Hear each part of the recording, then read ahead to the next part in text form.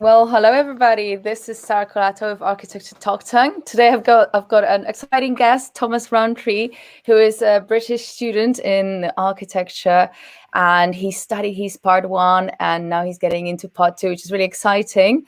And he's got a YouTube channel and a podcast as well, where he's talking a lot, sharing a lot of his journeys through his student years and sort of like a personal diary. So I'm excited to find out a little bit more about you, Thomas, but maybe let's just get a proper introduction. Do you want to tell us a little bit about yourself? Yes, so my name is Thomas Rowntree. Thank you for inviting me, by the way. This is a privilege. So I'm a part one architecture assistant working for a practice located in London. I actually haven't been to the office yet, so I've been working remotely, which is obviously an interesting and a bit of a strange one. I graduated from my BA Honours Architecture degree last year in June 2020, in the midst of the pandemic, from the Birmingham School of Architecture and Design. And like Sarah mentioned, I have my own YouTube channel, which essentially showcases the behind the scenes work that goes into architecture, and kind of the lifestyle of a practicing architect. And I try and be quite open and honest about my experiences to, I guess, provide a bit of relatability to students, because I don't think there's many people out there that have been quite open and honest about their experiences. So I wanted to kind of slip down that road to be as open as possible, so people can really benefit from my content. And yeah, that's me. That's amazing. And like you mentioned, not many people are creating content, but I think there's a huge need for that, because sometimes it helps to put our experiences into perspective and realize that certain things are not just happening to us, or the stresses are greater than our own little experience of being a student or even working in practice and generally being involved with architecture. So I think that the power of content creator is to content creating is to basically reflect back on your experience from as you follow, the life of the people that are basically sharing their stories online. So tell me, how did this all start? Like, where did it begin? When was the first thought that you just said, okay, I'm going to start a YouTube channel or a podcast? It's interesting because it probably started about almost 4 years ago now. I've always been into my photography, and I've been quite a creative person. Architecture was something I always wanted to do, and from a very young age, I knew that was what I wanted to go into. And so during sixth form, I guess it was, for me, it got to the point where I was hunting for something extra to do and looking for an extra hobby. And I think I kind of tumbled across doing YouTube and making videos, because I was so interested in photography. And every time I used to go on holiday, I used to go on walks. Me and my mate used to go and take a camera and take photos of pretty much everything. The leaves on the floor, the little water drop or raindrop on the floor, everything. We'd take pictures of everything.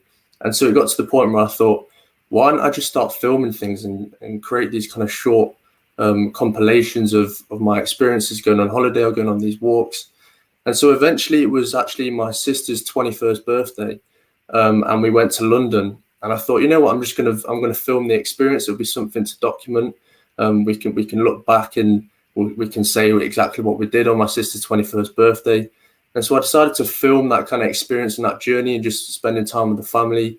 And then I got home and I edited the video, and I thought, you know what, I've got nowhere to put this, so I might as well just upload it to YouTube. So I uploaded it to YouTube, and I guess that's where it started. I've always been, I guess, interested in YouTubers, and I've always had a passion for YouTube.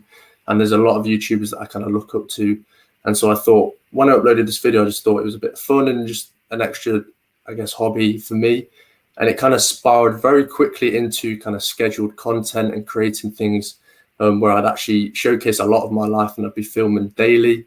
And it was interesting because at that time it was predominantly fitness based, and I was very interested in my bodybuilding and keeping fit, and my healthy eating, my dieting, and all those kinds of things. And that is what was really interesting to me at that period of time. So I wanted to share those experiences and that lifestyle.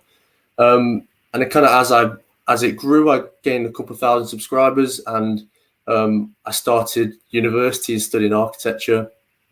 And obviously going into architecture school, it's absolutely crazy. And obviously trying to balance YouTube and studying is difficult to say the least. I can imagine a lot of people can probably relate to that. And eventually I just started filming architecture content, because that is essentially what was consuming my life at that period of time. I'd go to studio and I'd just pick up the camera and I just film a couple of bits, and then eventually I put together an architecture video for my YouTube, which actually did really well. And it's actually now, so my first architecture video that I did is now my most viewed video on YouTube, and it's got something like 250,000 views, which is crazy for my first kind of architecture video.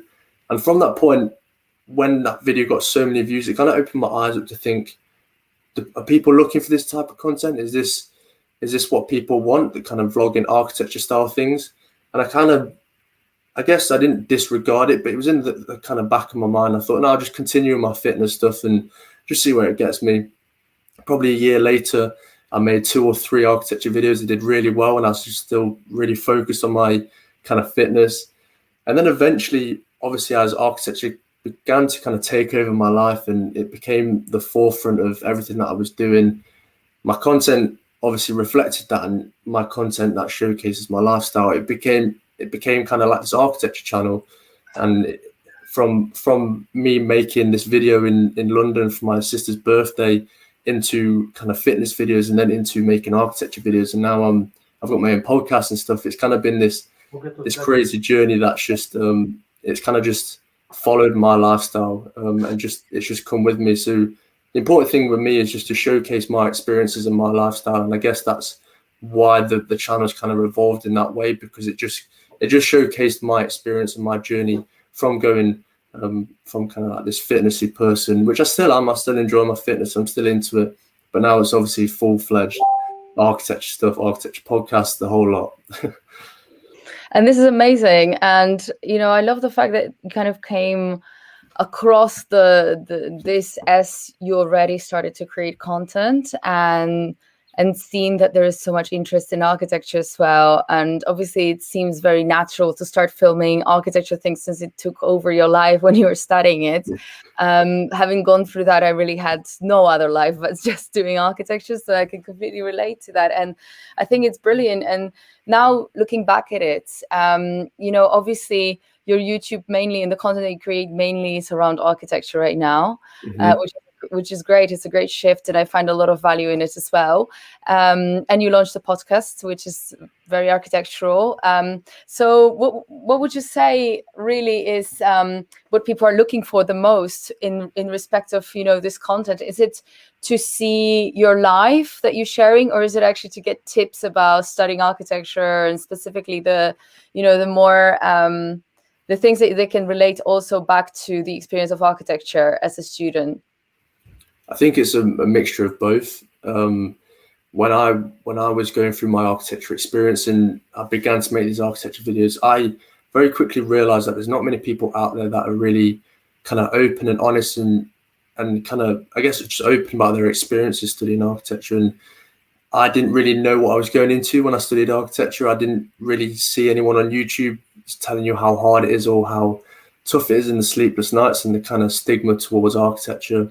And so when I started making architecture content, I saw this kind of gap where people wanted someone to relate to, people wanted someone to look at and think, oh yeah, I did that, or I had that late night, maybe I could do this, or maybe I could do that. And I guess it's also that element of just knowing that you're not alone in that experience, because going through architecture school, there's many moments where you're up extremely late and you just sat there and you feel so kind of on your own and isolated from the world, and especially obviously during lockdown at the moment, and it feels even more isolating. And I think for me, a lot of my content aims to give people that just reassurance that they're not alone, and that they are in this experience with other people, and it's okay to find things difficult, and it's okay to obviously have all this work and all this workload. But then at the same time, I try and provide solutions within my content and say, though I'm up at this time of night, I try and aim to do this. I try and organize this to try and help me not have these late nights. And so these aren't very kind of often, and I encourage a lot about routine and balancing. So I guess to answer your question, it's a bit of a mixture of both. In just, I try and showcase as much of my lifestyle as possible, but alongside that, I try and create something in my video that someone can take away from at the end of the videos and think, oh, I can apply that to my life, or I can use that tip. And I think that's the important thing. I don't want to just make content for the sake of it. I don't just want to film random stuff and just upload it and just do that just for the sake of it.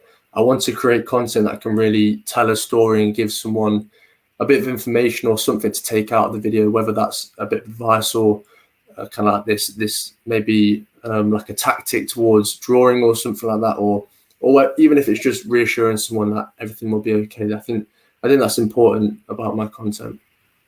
Absolutely. I think it's really important. And I really think that there is a lot of value that can be shared, not only from sort of, like you said, giving that peace of mind, but also a lot of advice. So that kind of leads me to the second question. As you create content, I'm sure that you're connecting more and more with the community that watches it. And how much does that community influence the topics that you start to cover in your content?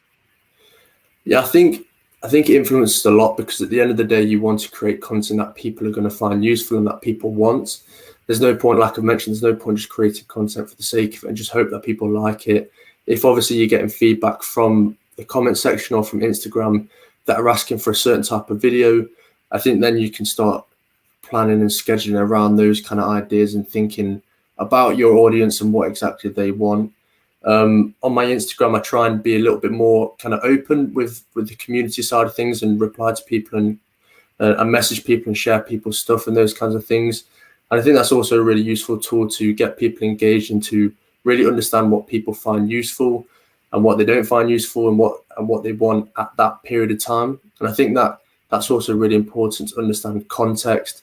And so, for example, if there's deadlines coming up to like a January submission, I'd try and tailor my kind of content in that month towards helping them just put together their work for that submission, for example. Or when it comes to June, July time, I might make a couple of videos about graduating because that's relevant at that period of time when people are graduating. Or maybe in summer before kind of September time, I'll make a couple of videos about what you should prepare before going into architecture school. So there's also things like that where you kind of utilize the context and the time frame to help structure your content so that it's actually relatable and people can find it useful, and it can also get a greater reach as well, because also with creating content, it's awesome and it's important to kind of get yourself out there as far as possible. You want to obviously grow as a brand, as a business, and as a content creator. And I think capitalizing on context and obviously the community and those kinds of things are really, really important, as well as just obviously creating relatable content, I guess. Absolutely. Yeah, I completely agree with you. And I think it's also really incredible, the benefit of it for the career and actually for the business side of things. So you got your first job now. You said you had some experience before. That was before we went live, but you said that you had some experience already in your part 2 working for practice, but this is like a proper contract that you got post-graduation. So did your content creation and that side of thing influence you getting a job? Did you find that to be somehow relevant? Or yes, it's interesting you asked that, actually, because a person that I interviewed on my podcast, he actually worked for a company that I work for now. And so I think you interviewed him, Stephen Drew. Yeah. So he worked for EPR Architects and he has connections with EPR Architects, and I interviewed him on my podcast. And eventually he got into contact with the recruitment team and I think they reached out to him and asked him if he had anyone to refer or anything like that. And he had them in my direction. So essentially my name and my content and the people that I knew in the community that I had kind of developed really helped me to find a position as a part 1, which I think is really important. And I also think with content creation, it opens up a lot of alleys to add to your portfolio, add to your CV, and it gives you an edge, I guess, because it shows that you are doing a little bit extra outside of university, outside of your studies. And sometimes when I'll mention it at work, they'll be quite impressed that I've built something on the side. And I think that's really important because you have to work hard. It requires a lot of work. It's not easy to build something up.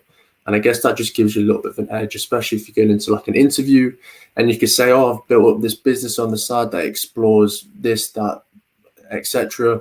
It also shows that you've got an extra or like an added interest in the architecture profession, and it shows that you want to take your career to that next level, which I think can really stand out for some people that you're either interviewing, or if you're going on shows or whatever. It all builds to your portfolio and all to your name and your brand and you as a person. I guess it's all about experience and building up your knowledge as well. And yeah. Yeah, I think you're really right. And this was really the reason why I asked that question, because I think that it really shows character. And obviously, one of the most important things of content creation is just sticking to it and not giving up. And you've been Absolutely. clearly doing it continuously and diligently for 4 years, which I think is a great proof of character and tenacity as well, which is extremely important in a career and business. And a lot of times those are the sort of personality traits that you can't just read in a portfolio or a CV, you know. So you might have so many people applying for jobs, and there are certain things about them that you won't ever read from their application, but there is so much of you online, and it's good stuff. It's good quality stuff. It shows, it brings a lot of value, I think, especially for people in your age that are going through very similar stuff. But I think that anyone in the field of architecture can appreciate that work. So I think that there is something in it. And I wonder, are you planning to take it through your career? Like, I don't know, as you grow as an architect, get more experience, are you planning maybe like mature your content as well, and sort of, I'm sure it will naturally as well, but I'm curious to see how that sort of stuff can carry through the career as well. Yeah, I think the important thing for me is to not force things and just go with the flow. Don't plan too far ahead. And for me, I didn't expect to be a YouTuber as such, because you just, at the end of the day, I started just creating a video in London, which I then uploaded, which I then made another one and then another one, and it just built up into this. And I didn't expect to be here or make content on a regular basis. So I can't exactly see what's going to happen in the next few years. I might get into a position where I don't have enough time and energy to make videos. I don't really know what's going to happen. It's just one of them things. I'm just going to go with the flow. I try not to, like I mentioned, I try not to force things. I think one of the difficult things recently with the pandemic is that before I used to vlog everything. I used to vlog me going places and meeting people. And obviously the pandemic has forced me to not do those things. So I've essentially, if I wanted to continue the YouTube channel, I was forced to do these kind of sit down videos and continue in a slightly different format to what I would normally do. And I think that's been really difficult for me to adapt to that kind of style of video. So there's also those kinds of things as well. So I guess for me, it's just not forcing things and just doing things that I enjoy, because at the end of the day, I started this as a hobby. And if in a year's time I don't enjoy it anymore and it's not really something I'm interested in, then I just won't do it, and I won't put myself under that pressure to continue it, because it's just a part of my life. It's just showcasing my kind of lifestyle and my experience as a practicing architect. And if it gets to the point where I don't feel like I want to do it anymore, I don't need to do it anymore, then that's just a decision that I will make further down the line. Absolutely. But having that experience now, do you think that it would be able to help with your career and help direct that career somehow as it grows in architecture? Absolutely. One of my ambitions and my kind of goals as an architect, or a practicing architect, is to have my own brand and my own business and my own practice. So obviously having a content creation and alongside me studying my practice, and eventually when I want to make my own brand and make my own studio, obviously having a YouTube channel and like an Instagram following, those kinds of things will help me at some point, and I know it will. And obviously along this journey, the YouTube and the Instagram has helped me along the way with getting opportunities, getting into work, or speaking to people like you, for example. I wouldn't be sat here if I didn't make YouTube videos. And I recently filmed a podcast and hosted a podcast for the RIBA, which was kind of like a big thing for me. So it opens up a lot of opportunities and it opens up a lot of doors.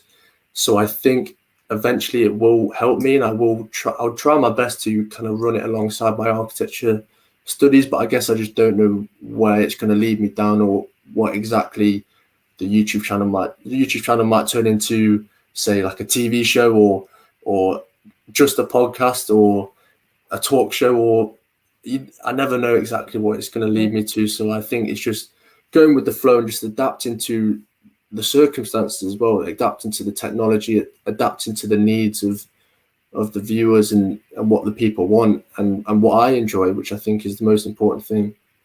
Absolutely, yeah. Enjoying this process is really important. So obviously, like creating content and being a part of it, being invited to also conferences and doing podcasts and things like that, you meet a lot of other content creators. And we spoke a little bit about that topic of content and the need for it, but also how there isn't so much of it still. Nevertheless, there is a lot, but there is so many more topics that could be covered, or also ways in which it could be delivered. What is the thing that you would like to see be covered the most somehow? And of course, I know that a lot of it you probably localize for yourself and do it, but on the other hand, it's like also things that maybe people are looking for, or other experiences that maybe we cannot provide, maybe from practice experience or business side of architecture, because I find that I go into content to learn also things that maybe I don't particularly experience in my life, and I want to know how does it work for a person that's in a different position in the field that I'm interested in. So I'm curious to see what you would say to that, and what you would find to be an interesting topic, for example, to learn about in architecture altogether. Yeah, I think if you look at a lot of the content creators, you'll notice that a lot of them are probably between the ages of 15 to 25, say. And in that kind of age bracket, you've got your architecture student, your part ones, your part twos, maybe some of your part threes. You've got people before university, and you don't necessarily get to see the kind of top end work and the directors and the CEOs and the offices, the practices, and the kind of behind the scenes work there, which I think would be really awesome if someone say who's a director of a huge company creates a vlogging YouTube channel where they walk into practice and they're like, oh, today we're doing this. This person's helping me with this. We're doing this sketch because this, and we're using this software. I think that would be awesome. And I think practices should obviously, I think they should explore that. And obviously a lot of practices have these 2-3 minute commercials on YouTube, which show, I guess, a bit about the office and the people that work there, but it doesn't show anywhere near enough as I think a lot of the content creators are sharing online and on YouTube. And personally, for me, there's almost a lack of, I guess there needs to kind of be this bridge kind of gap between the practicing architect and the directors and the people further up the line, the actual architects themselves, with the students and the people in university. Because for me, it was a bit of a shock coming out of university and going into practice, and the difference in kind of the work type and the workloads. And you don't actually learn about that before leaving university. You only know the kind of change until you go into it. However, if there was these YouTubers that showcase their experience in practice itself, YouTubers and your kind of students will understand a little bit better about what they're getting themselves into. And I guess for me, I try and share as much of my experience as possible in practice. However, I can't obviously share the work. I can't share my experience because it's a lot of professional stuff. I can't go into too much detail about the work itself because it's all professional and private and all those kinds of things. So I think if someone at the upper end at the architect's level did, I guess, similar things to me, I think that would be really interesting and really engaging. And I think that's something that I'd like to do. And I guess to answer your previous question about me having my own practice and working and creating content alongside that, I think that's something I'd love to do is to really showcase the back end work of an actual process of an architectural and of a design of a building and the stages of the design. And I think it would bridge that gap between the students and the architects. Absolutely. Yeah, I think that it would be great, especially for other architects, because a lot of times we don't have the insight into how business is done as well. Exactly. and we have a lot of questions about it. And obviously, you know, there is definitely a gap in knowledge about this, and you have books and things like that, but it would be great to see it from the practical perspective, as well as like get that advice firsthand. And I think that, to me personally, like that's kind of how I see creating content in practically any industry, is to be able to share that experience and basically teach someone something, right?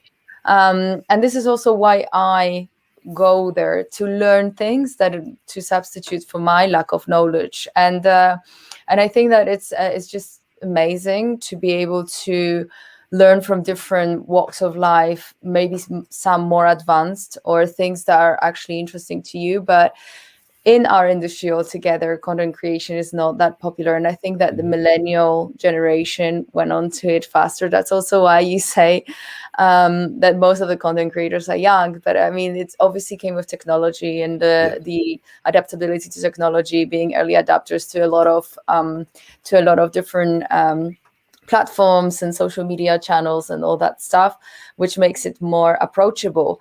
But from many perspectives, I see it also to be a really great business model to actually market your business online.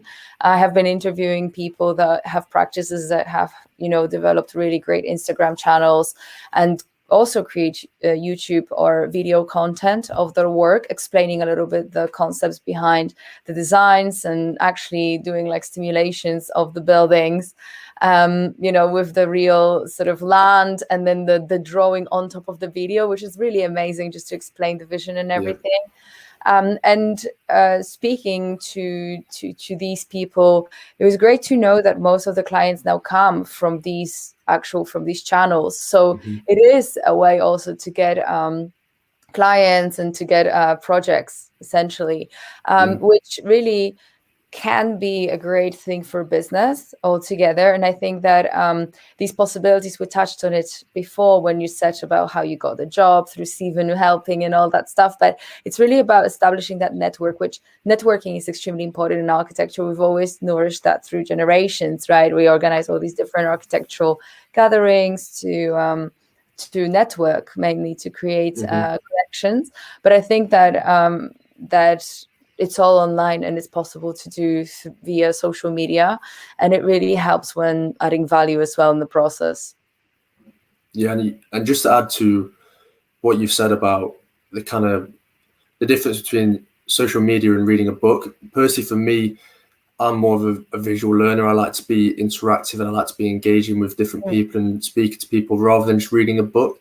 And I think, obviously, traditionally, reading a book is a way of learning and those kinds of things. But now we've got content creation, we've got podcasts, which really dive into a lot more detail. And I think it gives a different dimension to learning and sharing experience, which I think is often overlooked in how powerful it is to actually just share an experience and share a story, and how much that can actually help someone and how much that can encourage someone or push someone in the right direction. And for me, I've always hated reading. So whenever I speak to architects and they're like, "Oh, have you read this book, read that?" And I'm just thinking, no, I haven't read that, but I've watched this video and I've watched that video, because I engage a lot more with film and with content and Instagram and those kinds of things. And obviously a lot of the millennials do as well, and the younger generations engage a lot more with the social media platforms, and they obviously find themselves in rabbit holes down social media and all those kinds of things. So yeah, I think like you mentioned, networking is really, really important as well. I think obviously this year has been really difficult to physically network or physically collaborate, because we've been forced to kind of like this virtual world and this online community. But I also think it's opened up a lot of opportunities for this virtual community and online collaboration to really kind of flourish. Collaboration has increased by 10% virtually. Productivity levels have increased due to the pandemic. And I think, though obviously, I know I'm going off on a tangent here, but though this pandemic has been really difficult, it has raised a lot of opportunities for content creators like myself to really push my brand and push my experiences and connect with a lot more people, and a lot more people that I would have done before. Like, I probably wouldn't have been this active on kind of LinkedIn and those kind of things if probably the pandemic didn't happen. So it also opens up a lot of opportunities to collaborate with people. And I think to continue what you said earlier about the idea of building up content and it helping your career. Personally, for me, I've always been quite a shy person and not really great with speaking to people.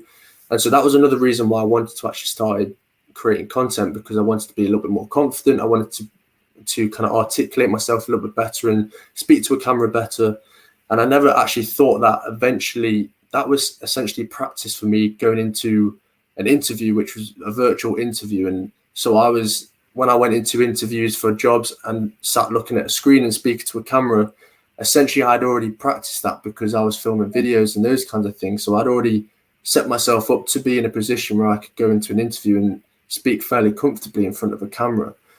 So in a lot of other ways, content creation has actually helped me in other avenues that I guess I never actually thought it would ever help me. And it's crazy. And I know I've gone off on a bit of a tangent. No, but it's actually amazing you mentioned that, because I feel exactly the same. Like, I think I took myself more seriously before I started creating content, and now with all the work, I'm much more confident as well in just taking a voice, about things I really believe in. And this is really what I'm expressing right now with my new podcast. It's tomorrow's coming out my 4th episode, so it's kind of fresh. It's called Practising Architect Online. Not sure if you heard about it. You should check it out. But yeah, like shameless plug. I was going to say that.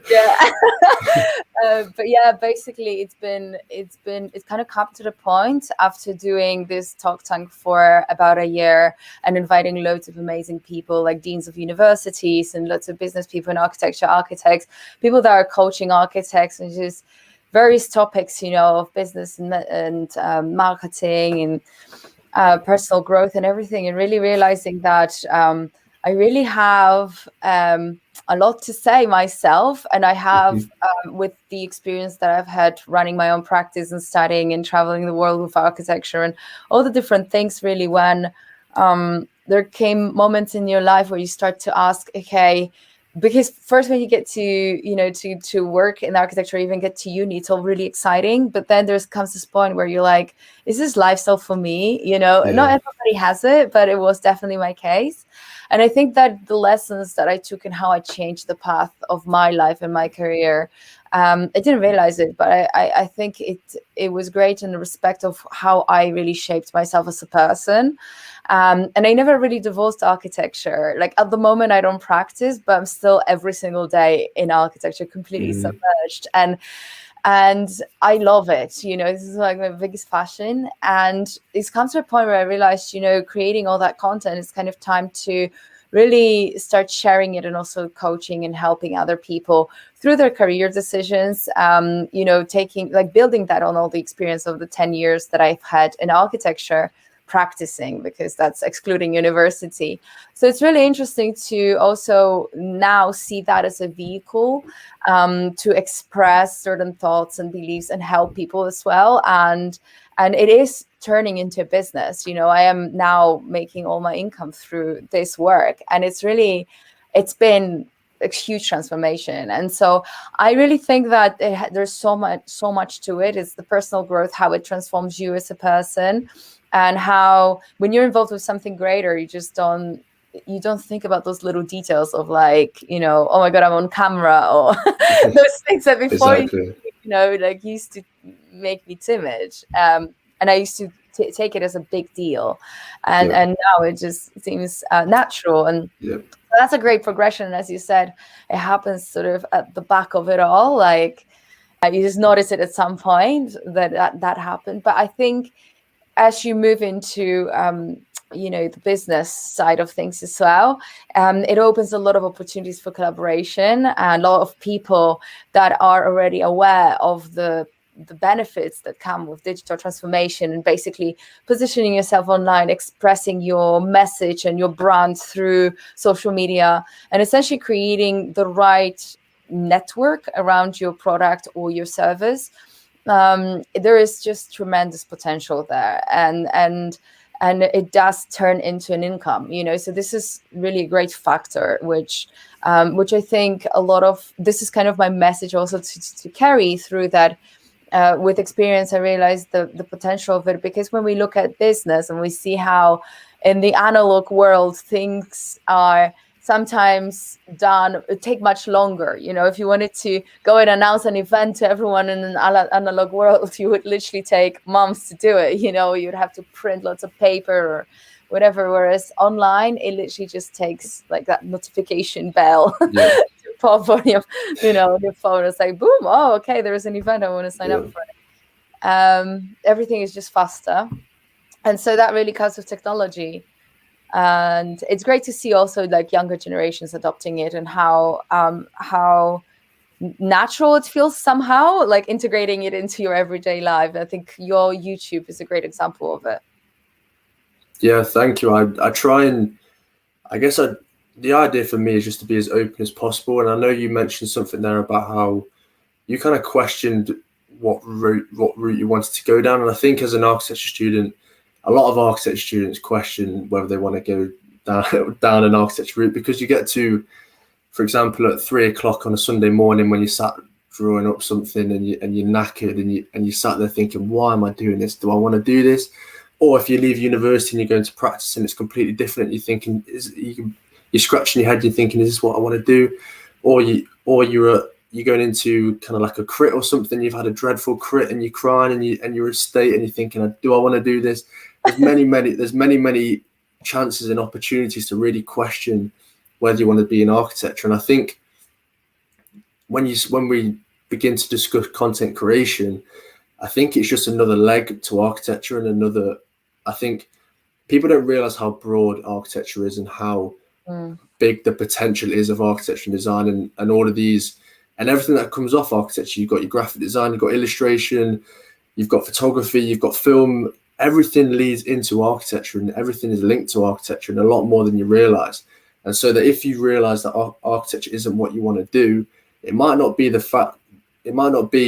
I guess the idea that you're not sure what you want to do. It's just you might not have found it yet, or you might not have found your road in architecture. And like you've mentioned about how you essentially aren't too involved in architecture, but you still are with your content creation.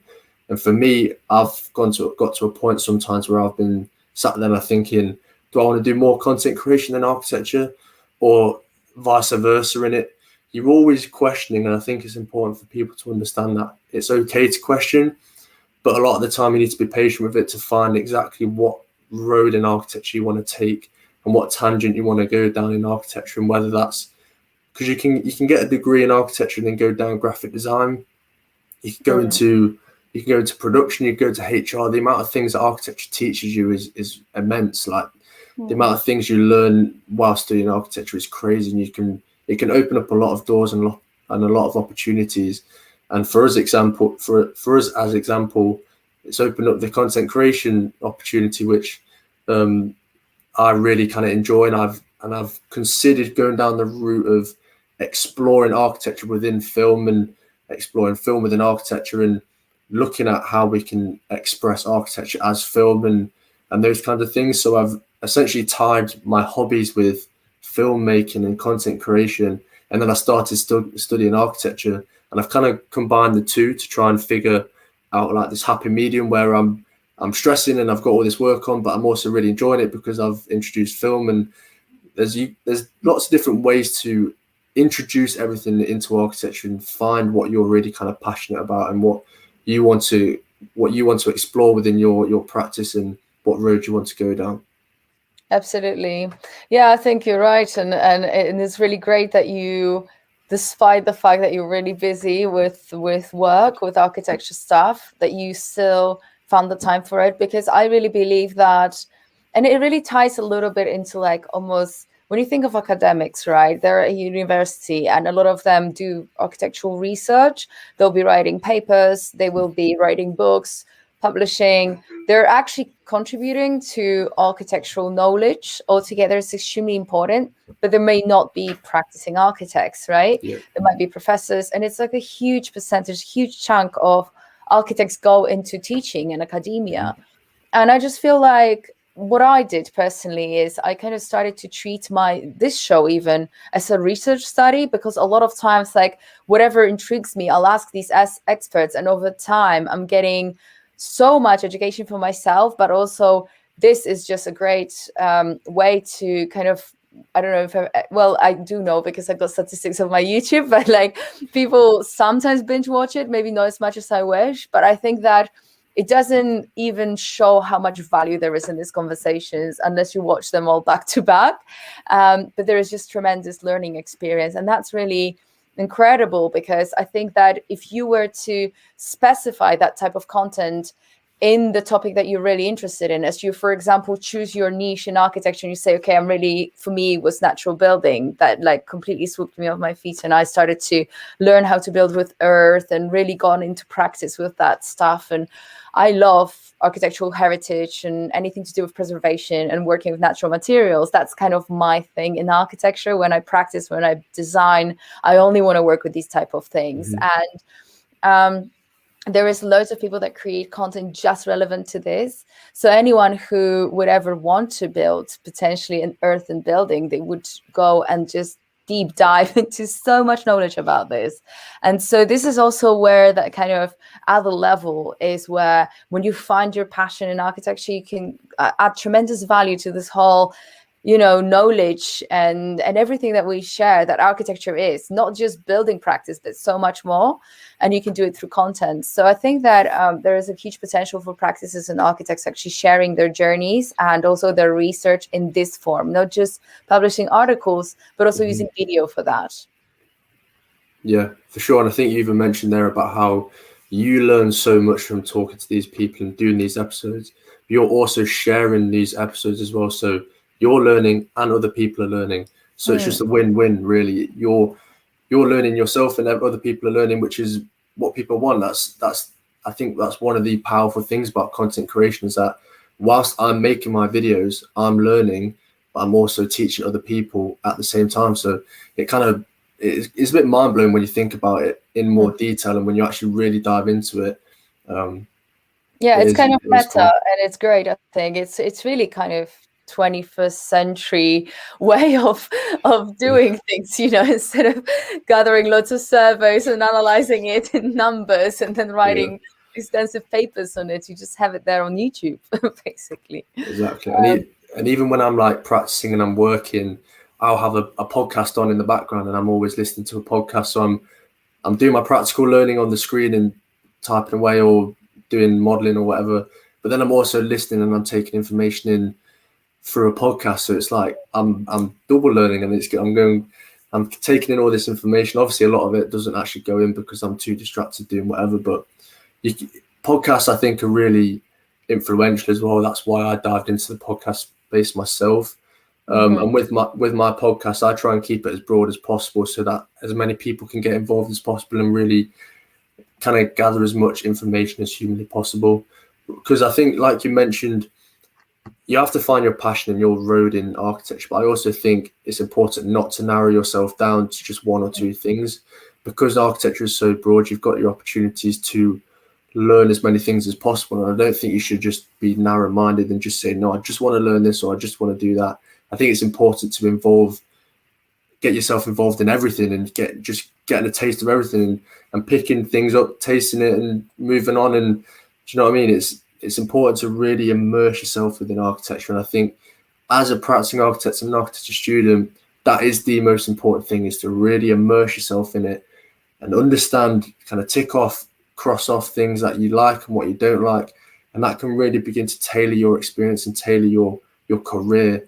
And that's what will really be important further down the line. Absolutely. I completely agree with you. And I probably know the answer to that question, but one of the last questions I'll ask is, once you have this successful YouTube channel and it's growing and it's great, really, why did you decide also to do a podcast that has different content to what you put on YouTube?